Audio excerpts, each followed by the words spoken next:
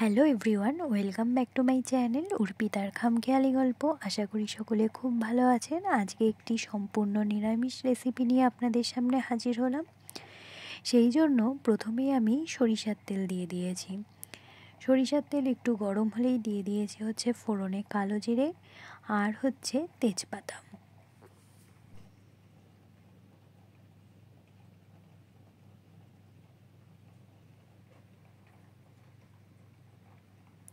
ফোড়নটা খুব ভালো করে আমি ফ্রাই করে নেব। দিয়ে দেব কেটে রাখা আলুর টুকরোগুলোকে। আমি এখানে সম্পূর্ণ নিরামিষ সবজির একটি রেসিপি তৈরি করছি। রেসিপির কোনো অংশ ভালো লাগলে আমার পাশে থেকে যাওয়ার অনুরোধ রইল।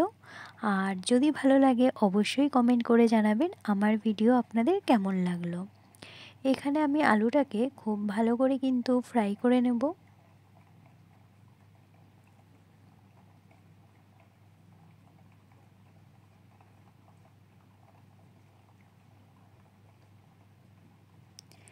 এখানে আমি রেসিপিটি যখন তৈরি করব ভেবেছিলাম, তখন আমি ভাবলাম একটু অন্যভাবে রেসিপিটি তৈরি করব, কারণ নিরামিষ দিনে আমরা সবজির রেসিপি তৈরি করি, কিন্তু আমি যদি একটু ভিন্নভাবে করি সেটার স্বাদ কিন্তু আরও বেশি লাগবে। এই জন্যই আমি দেখুন কথা বলতে বলতে কিন্তু কেটে রাখা পেঁপের টুকরোগুলোকেও দিয়ে দিয়েছি।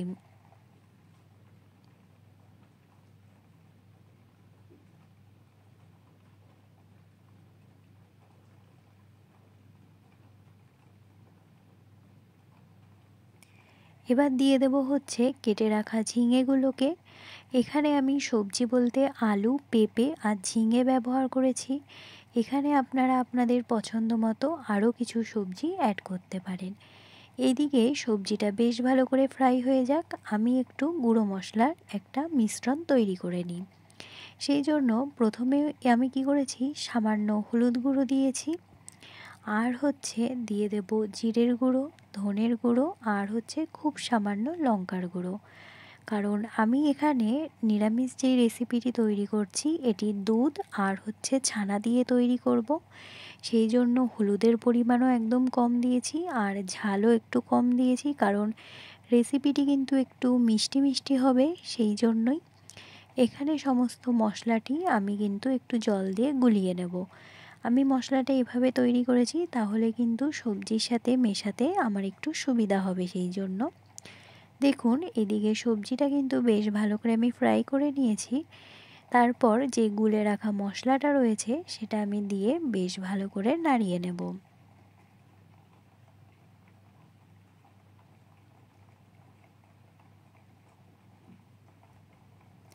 মশলাটা দিয়ে বেশ কিছুক্ষণ আমি এই সবজিটাকে আমি কষিয়ে নেব। আর দিয়ে দিয়েছি চিড়ে রাখা 3টে কাঁচা লঙ্কা। মানে এখানে ঝালটা কিন্তু একদমই হবে না। দেখুন এখানে যে দুধটা রয়েছে সেই দুধটা আমি দিয়ে দিয়েছি, দিয়ে সবজিটা আমি ফুটতে দেব কিছুক্ষণ।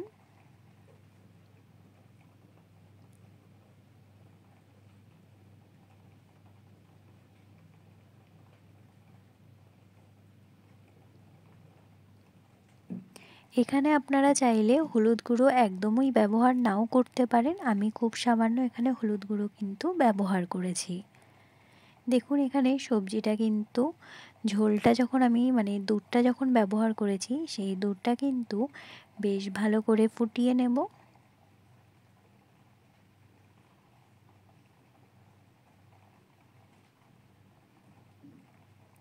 দিয়ে দেব হচ্ছে স্বাদ মতো লবণ। আমি লবণটা পরে অ্যাড করছি।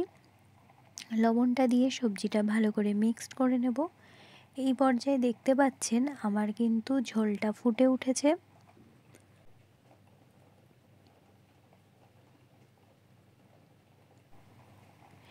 এই পর্যায়ে আমি যখন ছানা অ্যাড করেছি, আমি না কোনো কারণবশত ক্লিপটা নিয়েছি, কিন্তু সেটা কিছু কারণবশত ডিলিট হয়ে গেছিলো, সেই জন্য আমি ক্লিপটা অ্যাড করতে পারিনি। ঝোলটা যখন একটু ফুটে উঠেছে আমি সামান্য পরিমাণ ছানা অ্যাড করেছি, আপনারা দেখতেই পাচ্ছেন। আমি তার জন্য অত্যন্ত দুঃখিত। আমি ভিডিও ক্লিপটা সত্যি অ্যাড করতে পারলে সেটা আপনাদের জন্য খুবই উপকারী হতো। এই পর্যায়ে দেখুন আমি সামান্য পরিমাণ স্বাদ মতো চিনি অ্যাড করেছি। এটি হচ্ছে মানে যেহেতু আমি বললাম সবজিটি একটু মিষ্টি মিষ্টি হবে, সেই জন্য আমি এখানে চিনির ব্যবহার করেছি। চাইলে আপনারা কিন্তু স্কিপ করে যেতে পারেন।